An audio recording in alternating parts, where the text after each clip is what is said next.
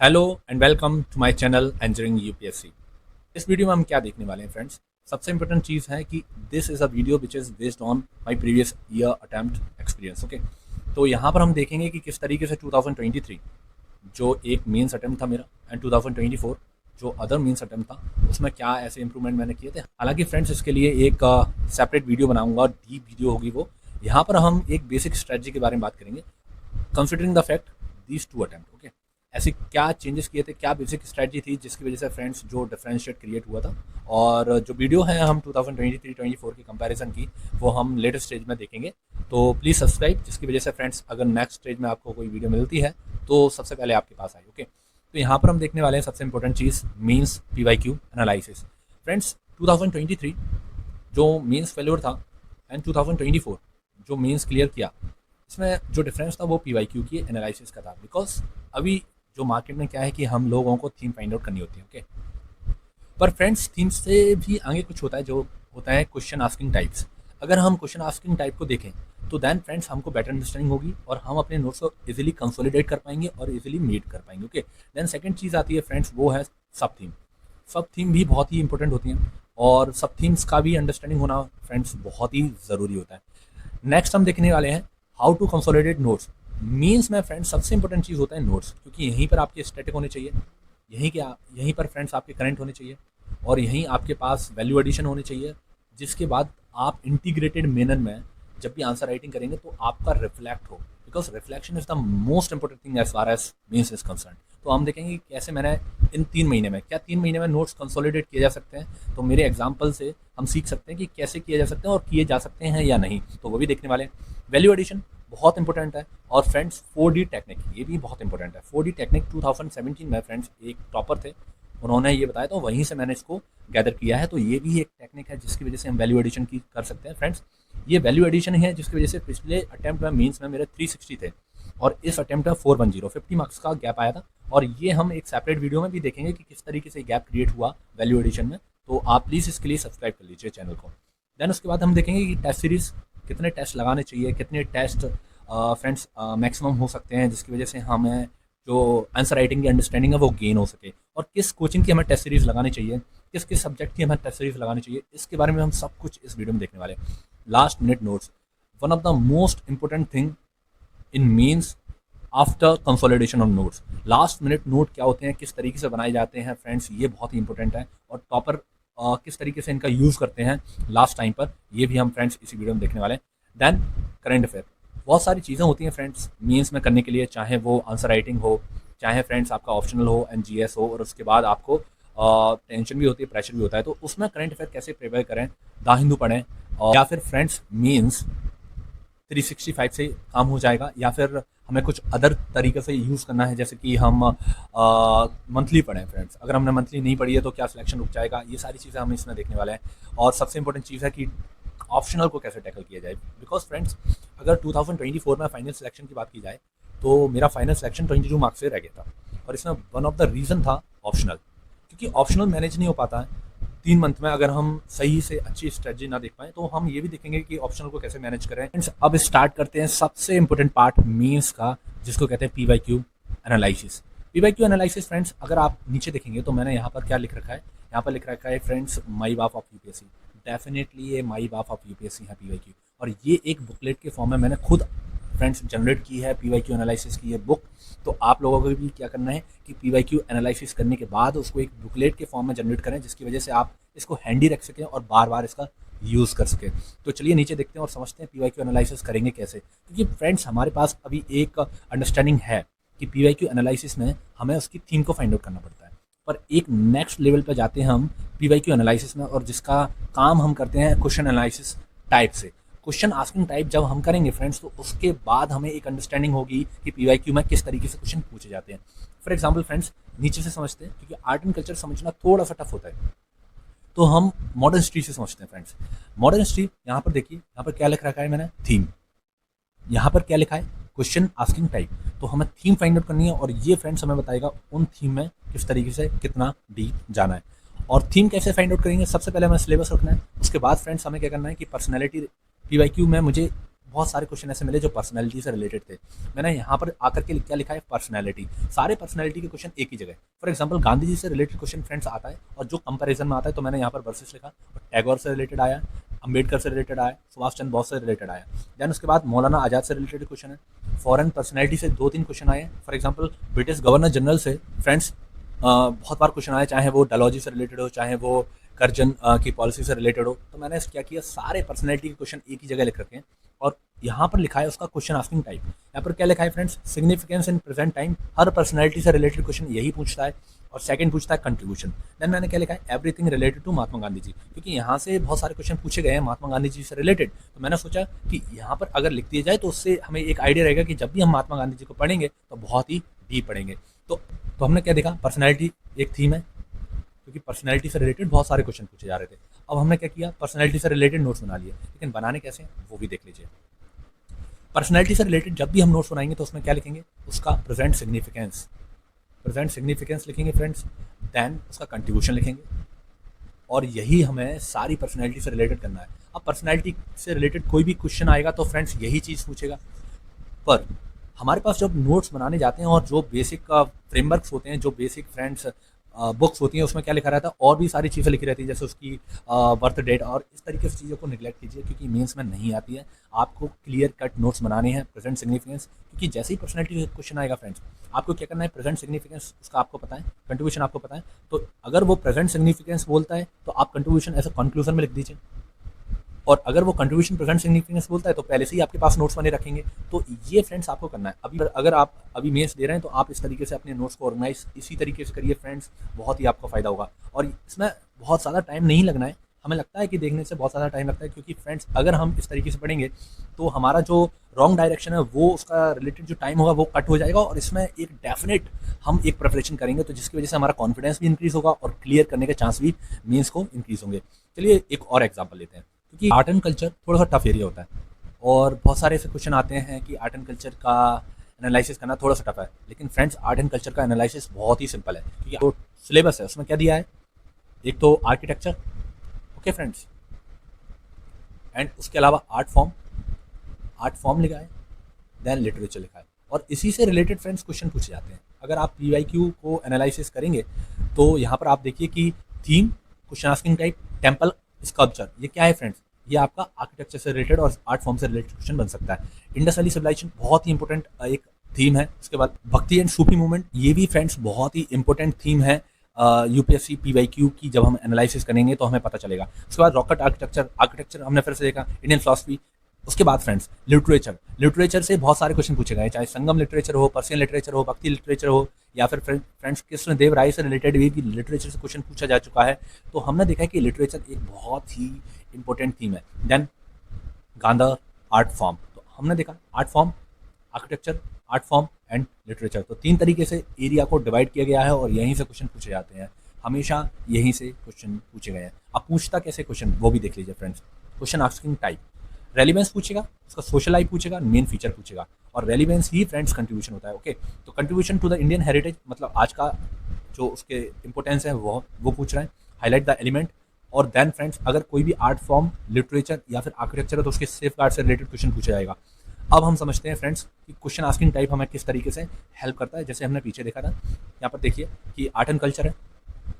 Okay, art and culture है, उसमें अगर कभी भी आप नोट्स बनाने जाते हैं तो आपको क्या करना है कि आपको नोट्स बनाने के बाद आपको देखना है कि उसमें प्रेजेंट रेलिवेंस हो। ओके फ्रेंड्स, जब भी आप नोट्स बनाएं आर्ट एंड कल्चर के। सेकंड, उसके एलिमेंट्स मतलब जो कोर आर्ट एंड कल्चर जो होता है, हमें उसमें प्रीलिम्स में हम पढ़ते हैं वही चीज़ होती है यही। देन उसका फ्रेंड्स एलिमेंट, जब प्रेजेंट रेलिवेंस के बाद हमने एलिमेंट देखा, देन फ्रेंड्स उसका सोशल एंगल। तो अब हमें एक और चीज़ इससे पता चलती है, जब भी हम आंसर राइटिंग करेंगे, फॉर एग्जांपल प्रेजेंट रेलिवेंस पूछा है और उसके एलिमेंट पूछे हैं, तो सोशल एंगल हम उसके कंक्लूजन में लिख देंगे। ओके फ्रेंड्स, अगर उसमें एलिमेंट पूछे हैं, सोशल एंगल पूछे हैं, तो उसका प्रेजेंट रेलिवेंस हम उसके कंक्लूजन में लिख देंगे। तो ये बेनिफिट हमें मिलता है जब हम इस तरीके से नोट्स बनाते हैं। और तीनों पूछा है तो फ्रेंड्स हमारे पास पहले से ही नोट्स हैं, और हमें जाकर के क्या करना है, वहाँ पर सिर्फ उसको रिफ्लेक्ट करना है, और देन उसको मार्क्स को गेन करना है। बस हमारा काम हो गया। तो इस तरीके से हमें PYQ एनालिसिस करनी होती है। यहाँ पर देखिए फ्रेंड्स, अगर आप देख पाएंगे तो यहाँ पर जो PYQ है उसकी मैंने एक बुक बना रखी है जो GS 1 to GS 4 तक जाती है। यहाँ पर आप 1 मिनट नज़र डाल के देखिए कि ज्योग्राफी, ये देखिए ज्योग्राफी सेम सबका किया है। तो इसके फ़ायदा क्या होता है कि हमारे जो नोट्स हैं, फॉर एग्जांपल वाटर से रिलेटेड फ्रेंड्स बहुत सारे क्वेश्चन आते हैं, चाहे इंटरलिंकिंग हो, उसके वाटर स्ट्रेस हो, तो हमने देखा वाटर बहुत ही इंपॉर्टेंट एरिया है, तो वाटर करना है, एनर्जी रिसोर्स बहुत ही इंपॉर्टेंट एरिया है, किस तरीके से पूछा जाता है। यहाँ पर देखिए एनर्जी रिसोर्सेज, विंड एनर्जी है, उसकी पोटेंशियल पूछी जाएगी, चैलेंज पूछे जाएंगे। सोलर एनर्जी, उसकी पोटेंशियल पूछे जाएंगे, फ्रेंड्स चैलेंज पूछे जाएंगे। किसी भी एनर्जी को करना है तो हमें क्या करना है, एनर्जी, उसके पोटेंशियल और उसके फ्रेंड्स चैलेंज। तो कितना सिंपल हो जाएगा अगर हमें ये पता होगा कि क्वेश्चन पूछा क्या जाता है और कहाँ से पूछा जाता है। और इसी तरीके से हम अभी ये भी देखेंगे कि क्या 2024 में GS1 में हमने जो 2 एरिया एनालाइज किए हैं, हिस्ट्री और आर्ट एंड कल्चर, उस थीम में से आए हैं। तो चलिए वो देखते हैं। अब हम देखते हैं 2024 का ये पेपर, ये GS1 का पेपर है और आप इसको डाउनलोड कर सकते हैं यूपीएससी की वेबसाइट से। और यहाँ पर देखिए आर्ट एंड कल्चर का क्वेश्चन है जो पल्लवा डायनेस्टी से पूछा गया है। डायनेस्टी को मत देखिए, उसके जो थीम है वो देखिए। सबसे पहले थीम को फाइंड आउट करेंगे तो यहाँ पे लिखा है art and culture and literature. Okay, तो आर्ट फॉर्म एंड लिटरेचर दोनों को मिलाकर के ये क्वेश्चन पूछ दिया गया है। अभी हमने देखा था कि किस तरीके से ये 3 थीम है, उनमें से 2 थीम का क्वेश्चन है। और क्वेश्चन सब टाइप देखिए, क्वेश्चन का सब टाइप है estimate the contribution of Pallava. अगर आपने इस तरीके से प्रिपरेशन किए होते अपने नोट्स को तो फ्रेंड्स ये इजीली आप यहाँ पर जाकर के इसको रिफ्लेक्ट कर सकते थे कॉपी में। ओके, रिफ्लेक्ट बैकअप ऑन कर सकते थे कॉपी में। तो इस तरीके से हमें नोट्स बनाने। सेकंड क्वेश्चन देखते हैं। सेकंड क्वेश्चन, क्वेश्चन नंबर 11 देखिए, यहाँ पे लिखा है, ये देखिए चोल से रिलेटेड क्वेश्चन है, चोला से रिलेटेड क्वेश्चन है और उनका बोला है कि स्टिल रिमेंबर्ड। इसका मतलब उनका पूछा है कि अभी प्रेजेंट रेलिवेंस क्या है। ओके, और दूसरी चीज उनकी पूछी है उनका हाईएस्ट अचीवमेंट। तो हमने देखा था एलिमेंट, अचीवमेंट, रेलिवेंस एंड उसके प्रेजेंट रेलिवेंस हो सकता है और उसके अचीवमेंट हो सकते हैं और सोशल एंगल। तो फ्रेंड्स इस क्वेश्चन में हम सोशल एंगल को एज अ कंक्लूजन के तौर पर यूज करेंगे। तो ये फायदा मिलता है अगर हम पहले से ही। और यहाँ पर देखिए फ्रेंड्स आर्ट एंड आर्किटेक्चर, तो इस तरीके से क्वेश्चन पूछा गया है। तो हमने देखा अगर हमने पहले से ही नोट्स को इस तरीके से प्रिपेयर किया हो जो मीन्स के अकॉर्डिंग हो तो फ्रेंड्स इजीली आंसर राइटिंग हो सकती है और इसी को कहते हैं आंसर बिल्डिंग। तो इस तरीके से अपने नोट्स को प्रिपेयर कीजिए, इस बार मीन्स जो आप दे रहे हैं PYQ का बेनिफिट लीजिए। चलिए हम नेक्स्ट सेगमेंट को देखते हैं। फ्रेंड्स बहुत सारे ऐसे कैंडिडेट हैं जो मीन्स की प्रिपरेशन नेक्स्ट ईयर के लिए कर रहे हैं। उनके द्वारा बहुत सारे ऐसे क्वेश्चन आते हैं कि हम रिमोट एरिया से हैं, हमारे पास ये एक्सेसिबिलिटी नहीं है कि हम वेरी हाई प्राइस में टेस्ट सीरीज को एवेल्यूट कर पाएँ मीन्स के लिए। तो मीन्स की प्रिपरेशन कहीं ना कहीं उनकी हैम्पर होती है। तो इसके लिए फ्रेंड्स एज अ सॉल्यूशन मैं आपको इंट्रोड्यूस कराना चाहता हूँ टेस्ट बुक पास लाइट प्रोग्राम से, जो टेस्ट बुक की ओर से यूपीएससी के लिए एक स्पेशली डिज़ाइन इंटीग्रेटेड वे में एक प्रोग्राम है जिसमें मीन्स प्रीलिम्स टेस्ट सीरीज के साथ साथ फ्रेंड्स आपको डिफरेंशिएटेड वे में समरी मिलेगी, चाहे वो NCERT हो, PYP हो या फिर फ्रेंड्स करंट अफेयर्स। इसमें आपको 300+ प्रीलिम्स के टेस्ट मिलेंगे, उसी के साथ साथ मीन्स टेस्ट सीरीज का इवेल्यूशन भी होगा। इसी के साथ साथ फ्रेंड्स आपकी एक इंटीग्रेटेड वे में प्रिपरेशन स्टार्ट हो जाएगी। तो डेफिनेटली फ्रेंड्स आप इसको ज्वाइन करें जिससे आपकी मीन्स की प्रिपरेशन हैम्पर ना हो और इवेल्यूएटेड वे में आपकी प्रिपरेशन फ्रेंड्स चलती रहे। फ्रेंड्स चेकआउट के लिए आप इसकी लिंक पर जा सकते हैं, उसकी लिंक मैंने डिस्क्रिप्शन में दे दी है। अगर फ्रेंड्स आपको डिस्काउंट चाहिए तो 10% डिस्काउंट आपको इस कोड से मिल जाएगा जो है ENP10। तो फ्रेंड्स जाइए और इस प्रोग्राम को एनरोल करके आप अपनी मीन्स की प्रिपरेशन को इम्प्रूव करिए। ओके, अब नेक्स्ट सेगमेंट में हम बात करते हैं वैल्यू एडिशन की और इसमें बात करेंगे 4D टेक्निक की। 4D टेक्निक होता क्या है फ्रेंड्स, आपको क्या करना है कि 4 डायरी मेंटेन करनी है, एक GS पेपर 1 की, एक GS पेपर 2 की, 3 की और 4 की। और उसमें करना क्या है आपको कि उसमें डिफरेंट एलिमेंट को आपको नोट करते जाना है जो मैं बता रहा हूँ। फॉर एग्जाम्पल GS पेपर 1 में क्या करेंगे हम, case study, fact and figure, example. Okay, तो इनको हम लिखेंगे और ये केस स्टडी फ्रेंड्स आप GS पेपर 4 में भी यूज़ करेंगे। फॉर एग्जांपल GS पेपर 1, 2, 3 के जो भी हम डेटा इसको प्रिपेयर कर रहे हैं ये जो है वो हम GS पेपर 4 में भी यूज़ करेंगे। तो इस तरीके से हमें क्या होगा कि मल्टी डायमेंशनैलिटी मिलेगी एग्जाम्पल में। इस तरीके से हमें बेनिफिट ये होगा कि ये हमारे हैंडी रहेंगे और हम मल्टीपल डायमेंशन से इसको ऐसे और कहीं भी यूज़ कर सकते हैं। तो GS पेपर 2 में हम क्या करेंगे फ्रेंड्स, आर्टिकल्स को प्रिपेयर करेंगे, रिपोर्ट्स को प्रिपेयर करेंगे। रिपोर्ट 2 तरीके से, एक तो इंटरनेशनल रिपोर्ट, एक इंडियन रिपोर्ट और एक GS पेपर 2 की रेलिवेंट रिपोर्ट होती है फ्रेंड्स, जैसे कि सेकंड ARC। ओके फ्रेंड्स, इस तरीके से इंद्रजीत गुप्ता रिपोर्ट और अदर रिपोर्ट जो GS पेपर 2 के सिलेबस के अकॉर्डिंग होती हैं। सुप्रीम कोर्ट की जजमेंट बहुत ही इंपॉर्टेंट है, बहुत ज़्यादा जगह यूज़ कर सकते हैं फ्रेंड्स, GS पेपर 4 में भी यूज़ कर सकते हो। मैं आपको दिखाऊंगा अभी कि किस तरीके से मैंने GS पेपर 4 में इसको एज ए एग्जाम्पल के तौर पर यूज़ करा था। इंडेक्स बहुत इंपॉर्टेंट है। एक और बात बोलना चाहूँगा फ्रेंड्स कि जब भी हम इसको प्रिपेयर कर रहे हैं ना, इंडेक्स, रिपोर्ट और डेटा, तो हमें सारे डेटा इंडेक्स रिपोर्ट को प्रिपेयर करने की ज़रूरत नहीं है। हमें क्या करना है, अपना सिलेबस लेना है। ओके, और अगर कोई भी इंडेक्स, कोई भी रिपोर्ट, कोई भी डेटा उस सिलेबस के अकॉर्डिंग है तो ही हमें उसको इंक्लूड करना है अपने नोट्स में, नहीं तो फ्रेंड्स उसको जाने देना है। फॉर एग्जांपल हंगर हमारे सिलेबस में, तो फ्रेंड्स हमें हंगर से रिलेटेड डेटा पता होना चाहिए। For example global hunger index है, तो हमें ये इंडेक्स पता होना चाहिए।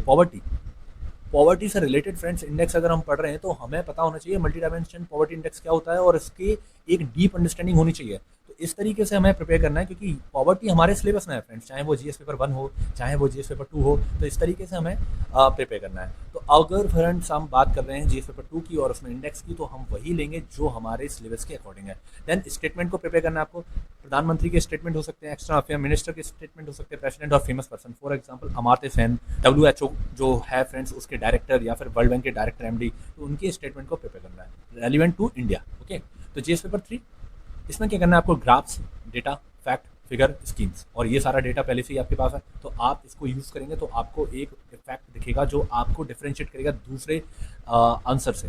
तो ठीक है, तो यहाँ पर बात कर सकते हैं जीएस पेपर 4 की बात करेंगे फ्रेंड्स। इसमें आपको क्या लेना है, माइथोलॉजी,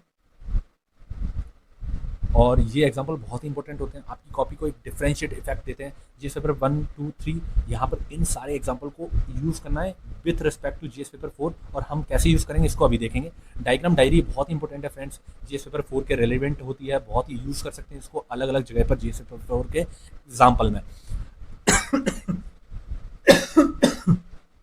अलग अलग यूज़ कर सकते हैं जीएस पेपर 4 के एग्जाम्पल में, क्वेश्चन में। ओके, कीवर्ड्स बहुत इंपॉर्टेंट है फ्रेंड्स, कीवर्ड भी बहुत इंपॉर्टेंट होता है, क्योंकि जैसे कि फॉर एग्जांपल श्रमेव जयते से शतमेव जयते, जब भी हम लेबर से रिलेटेड, लेबर के जो राइट्स है उसके रिलेटेड अगर लिख रहे होंगे, तो इस तरीके से कीवर्ड आप यूज़ करेंगे तो आपके एक आंसर में एक फैक्ट दिखेगा जो आपको डिफरेंशिएट करेगा।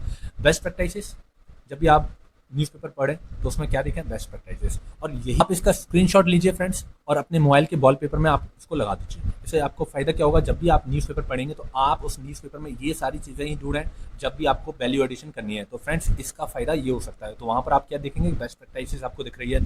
सिविल सर्वेंट के पॉजिटिव या नेगेटिव एग्जाम्पल आपको दिख रहे हैं, स्पेशली नेगेटिव एग्जाम्पल बहुत ही इंपॉर्टेंट होते हैं सिविल सर्वेंट के नेगेटिव एग्जाम्पल, उसको आप कहीं भी यूज़ कर सकते हैं। तो वैल्यू एडिशन 4D टेक्निक अगर आपको फ्रेंड समझ में आ गया तो इस तरीके से आप उसको यूज़ कर सकते हैं, मल्टीपल डायमेंशन में यूज़ कर सकते हैं, और आपकी गैप को इंक्रीज कर सकता है, मार्क्स की गैप को और अदर कैंडिडेट से। फॉर एग्जाम्पल फ्रेंड्स यही एक कारण है, बहुत बड़ा कारण है कि पिछले मेंस में फ्रेंड्स 360 मार्क्स और इसमें 410 मार्क्स, ये गैप क्रिएट हुआ है वैल्यू एडिशन से। तो वैल्यू एडिशन से आप डिफरेंशिएट कर सकते हैं अपने आप को।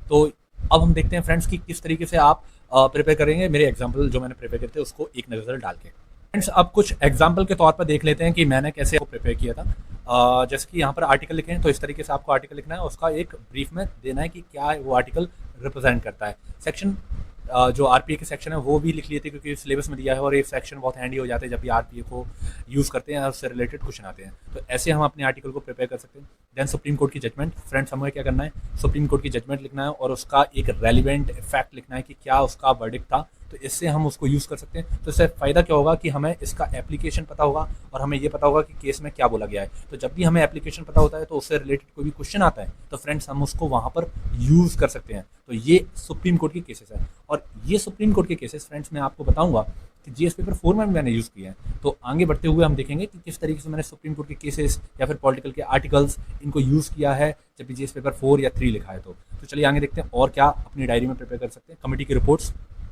तो कमेटी की रिपोर्ट्स सेकंड ARC, इसका मैंने बहुत डीप प्रिपेयर किया है कमेटी की रिपोर्ट, और यहाँ पर भी लिख रखा है क्योंकि यहाँ पर बहुत हैंडी करने के लिए, बार बार यूज़ करने के लिए फ्रेंड्स यहाँ पर भी लिखा है।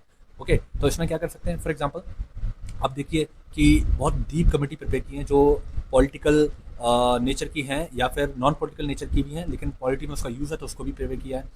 तो यहाँ पर देखिए national commission to review working of constitution, और यहाँ पर सेक्शन लिख दिए हैं, और इस तरीके से मलिमत कमेटी जो न्यूज़ में थी, तो ये सारी कमेटी एक ही जगह होंगी तो हम कितनी अच्छी तरीके से इसको यूज़ कर सकते हैं फ्रेंड्स, ये भी एक फैक्टर रहता है। लॉ कमीशन की रिपोर्ट और जो भी रिपोर्ट दिख रही है जो आपके रिलेटेड हैं, आपके सिलेबस से रिलेटेड है, उन कमेटी की रिपोर्ट को आप यूज़ कर सकते हैं। नेक्स्ट देखते हैं इंडेक्स को प्रिपेयर कर सकते हैं, और इंडेक्स हमने देखा ही था कौन से इंडेक्स, जो इंडेक्स हमारे सिलेबस से हैं। For example inclusive development, okay, inclusive growth, तो इससे रिलेटेड फ्रेंड्स ग्लोबल फिंडेक्स इंडेक्स जो हम इसको यूज़ कर सकते हैं। तो इस तरीके से इनइक्वलिटी से रिलेटेड बहुत इंपॉर्टेंट हैंडी हो जाता है। जीएस पेपर 1 में भी फ्रेंड्स इसी डेटा को यूज़ किया था मैंने, जीएस पेपर 2 के क्वेश्चन में भी इसी डेटा को यूज़ किया था, और 3 में भी और 4 में भी। तो ये मल्टीपल जगह यूज़ करने के लिए आपको एक बेनिफिट प्रोवाइड कराता है जब भी आपके पास हैंडी डेटा होता है। ओके, देन देखते हैं फ्रेंड्स की रिपोर्ट। ये जो मैं डिफरेंशिएट रिपोर्ट की बात कर रहा था कि किस तरीके से इंटरनेशनल लेवल पर जो अदर रिपोर्ट होती हैं जो पॉलिटी के रिलेटेड नहीं है लेकिन इन जनरल सभी सब्जेक्ट में यूज़ कर सकते हैं। फॉर एग्जांपल फाउंडेशनल लर्निंग सर्वे, तो ये फ्रेंड्स आप किसी भी एजुकेशन से रिलेटेड क्वेश्चन में यूज़ कर सकते हैं, चाहे वो जीएस पेपर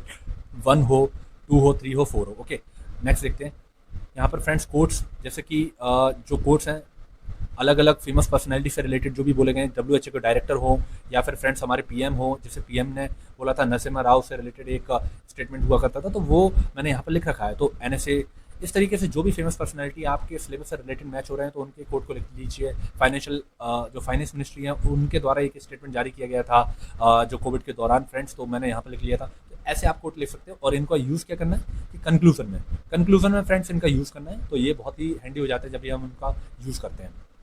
उसके बाद फ्रेंड्स जीएस पेपर 3 में हमें क्या करना है कि ऐसे ग्राफ्स प्रिपेयर कर लेना है इस तरीके से फ्रेंड्स, पाई चार्ट और डेटा कैसे प्रिपेयर करना है, हमें सिलेबस देखना है फ्रेंड्स, और सिलेबस से रिलेटेड है अगर तो हम उसके रिलेटेड डेटा प्रिपेयर कर सकते हैं, अगर नहीं है तो छोड़ दीजिए उस डेटा को। नेक्स्ट कीवर्ड, ये आता है जीएस पेपर 4। कीवर्ड फ्रेंड बहुत ही ज़रूरी होता है जीएस पेपर 4 में कीवर्ड्स, तो मैंने पहले से ही कीवर्ड को प्रिपेयर कर रखा था, जैसे कि यहाँ पर लिखा है संघर्ष से समृद्धि, और इसका मीनिंग भी लिख रखा है क्योंकि यूज़ कहाँ करना है वो बहुत ज़रूरी हो जाता है जीएस पेपर 4 में। क्योंकि फ्रेंड्स हमारे पास डेटा तो होता है, हमारे पास फ्रेंड्स एग्जाम्पल भी होते हैं, लेकिन हमें ये नहीं पता होता है कि उसका यूज़ का करना है। तो जब हमें ये नहीं पता होगा उसका यूज़ का करना है तो फ्रेंड्स वो यूज़लेस हो जाता है, और इसलिए हमें पता होना चाहिए उसका यूज़ क्या है। अगर हमें उसका यूज़ पता होगा तो हम उसको यूज़ कर लेंगे अपने आंसर में। देन फ्रेंड्स जैसे कि फॉर एग्जांपल सेकुलरिज्म से रिलेटेड क्वेश्चन होगा तो मैं क्या लिखूंगा, पंथ निरपेक्षता, सर्वधर्म संभव। तो ये हमें क्या बताता है कि यूज़ उसका क्या करना है, एग्जाम्पल क्या है। तो ये बहुत ज़रूरी है जब भी हम जीएस पेपर 4 देखते हैं। नीचे और देखते हैं फ्रेंड्स, जैसे कि यस मिनिस्टर लिखा है, तो ये भी एक बहुत सही तरीके से हम इसको यूज़ कर सकते हैं। कहाँ यूज़ करना है, partisanship, impartiality, ivory tower culture, माई बाप एटीट्यूड, कहाँ यूज़ करना है फ्रेंड्स इसको, ब्यूरोक्रेसी में। तो यहाँ पर हमें लिखना है एग्जाम्पल, उसका यूज़। ओके, आगे देखते हैं। ये देखिए सुप्रीम कोर्ट का कैसा है फ्रेंड्स, ये जीएस पेपर 2 में हम इसको यूज़ करते हैं, लेकिन इसको मैंने जीएस पेपर 4 में भी यूज़ किया है। तो आप इस तरीके से जीएस पेपर 4 में क्या होता है, जब भी हमारे पास 1, 2, 3 के एग्जाम्पल होते हैं तो हम उसको यूज़ करना नहीं जानते हैं, इसलिए जीएस पेपर 1, 2, 3 के एग्जाम्पल हम जीएस पेपर 4 में नहीं लिख पाते हैं। तो जब भी एग्जाम्पल लिखें ना आप जीएस पेपर 4 में, तो फ्रेंड्स उसका यूज़ ज़रूर लिखें। तो कहाँ कहाँ वो यूज़ हो सकता है और यूज़ कैसे लिख सकते हैं, आप अपना सिलेबस उठाइए और उस सिलेबस से आप मैच कर दीजिए कि ये एग्जाम्पल कहाँ यूज़ कर सकते हैं। फॉर एग्जाम्पल फ्रेंड्स, एक कोरोना में फ्रेंड्स आईएएस थे, उन्होंने एक जो एक पर्सन था उनको स्लैप कर दिया था, तो ये एग्जाम्पल मैंने यहाँ पर लिखा है। सभी को पता था ये एग्जाम्पल, लेकिन अब फ्रेंड्स इसको मैंने क्या किया, सिलेबस रखा और उस सिलेबस के अकॉर्डिंग इसको मैप किया। कहाँ किया, ये इमोशनल इंटेलिजेंस नहीं है, उसके अलावा natural justice, procedural ethics, irresponsible act, और उसी के साथ साथ lack of anger management. Okay friends, उसी के साथ साथ रोल ऑफ सिविल सर्वेंट में हम इसको नेगेटिव एग्जाम्पल के तौर पे दिखाएंगे और कहेंगे कि कोड ऑफ कंडक्ट नहीं है।